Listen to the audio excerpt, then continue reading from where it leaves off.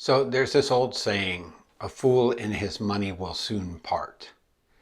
But maybe the opposite's true as well, that a wise man and his money will stay together. And despite many people thinking that wisdom is against money, it's not. Actually, wisdom is seeking to help you be successful even in the realm of money.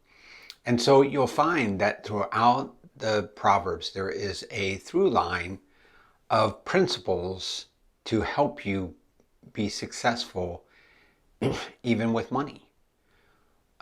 So what are those principles? What are the wise principles that will aid us in becoming more successful with money? Well, the first principle is to give back, to give to God. Proverbs 3, 9, and 10 say that if you'll give the first of your harvest to him, he will fill your barns. And even though we're not farmers anymore, the principle's still the same. When you honor God with your wealth and give him the first, he will help you succeed. That's the overall principle that remains to this day.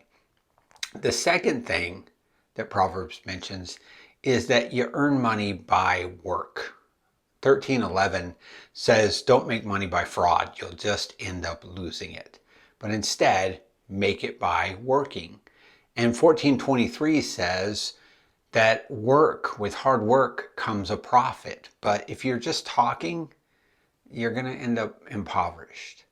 And so the idea here is that schemers and dreamers don't end up successful. Why?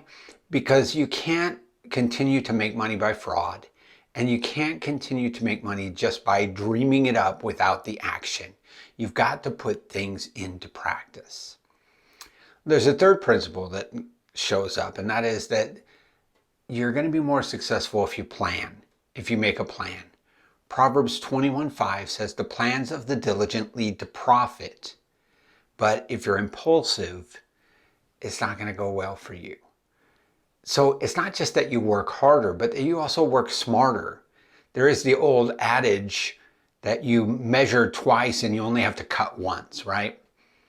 That's because there's more of a plan there. There's more careful attention to detail.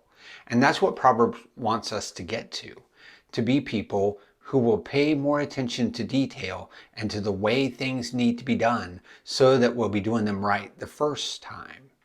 All of these things aid us in our pursuit of becoming financially independent, financially well off, and able to sustain ourselves and to do well, which Proverbs is very interested in. But you have to do it by the principles that the scripture wants us to do them by. You can't go around thinking that you can play games and you can rip people off and you can be, in a way, find people who will be suckers and manipulate things. Proverbs wants you to work, wants you to plan, wants you to give to God. And it says, do these things, and more than likely you're going to be successful.